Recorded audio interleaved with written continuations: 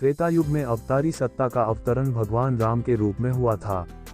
उन्हीं राम के निश्चयहीन करहु मही के महान संकल्प की पूर्ति में हाथ बटाने के लिए ऐसे वानर का प्राकट्य हुआ, जिसे सारी दुनिया हनुमान जी के नाम से जानती है। हनुमान जी की माता का नाम अंजनी बताया जाता है। उन्हें पवन पुत्र भी कहते हैं, अर्थात पवन के समान गतिशील। हनुमान जी में आध्यात्मिकता के संपूर्ण गुण विद्यमान थे। उनका एक विशेष आध्यात्मिक गुण था सेवा। सेवा ही उनकी साधना थी।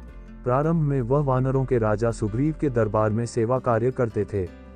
तब तक तो उनका दायरा बहुत ही सीमित था और शक्ति सामर्थ्य भी सीमित थे।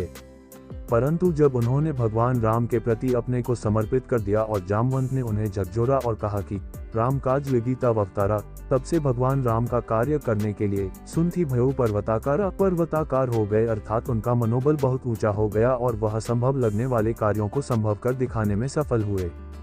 अपनी सेवा साधना और समर्पण के बल पर ही हनुमान जी आध्यात्मिकता की उच्चतम स्थिति तक पहुंच सके। न्याय, सत्य, प्रेम, सदाचार के लिए हनुमान जी ने अपने आप को समर्पित कर दिया। कितने ही अजेय राक्षसों का वध कर डाला और रावण की सोने की लंका जला डाली।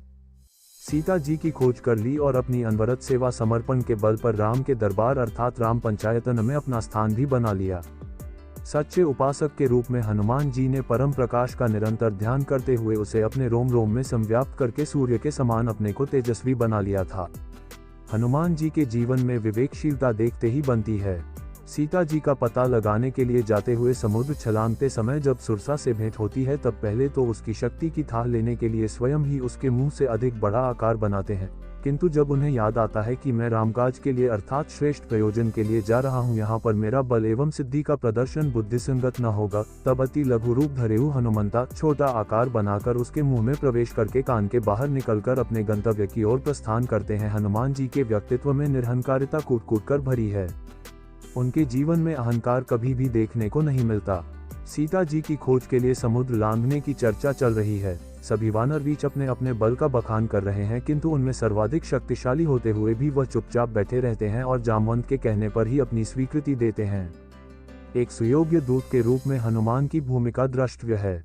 वह मुद्रिका लेकर जब सीता जी के पास अशोक वाटिका में पहुंचते हैं तो अपना परिचय इसी रूप में देते हैं, रामदूत मैं मातु जानकी, सत्य शपथ करुणा निधान की। रावण के दरबार में भी जब श्री हनुमान प्रस्तुत होते हैं तो वहां पर भी अपने स्वामी राम के ही गुणों की गाथा गाते हैं। आसुरी वृत्तियों से जूझने हेतु एक योद्धा के रूप में हनुमान बेमिसाल हैं। मानसाकार ने उनके मुष्टिक प्रहार एवं गदा युद्ध का बखूबी वर्णन किया।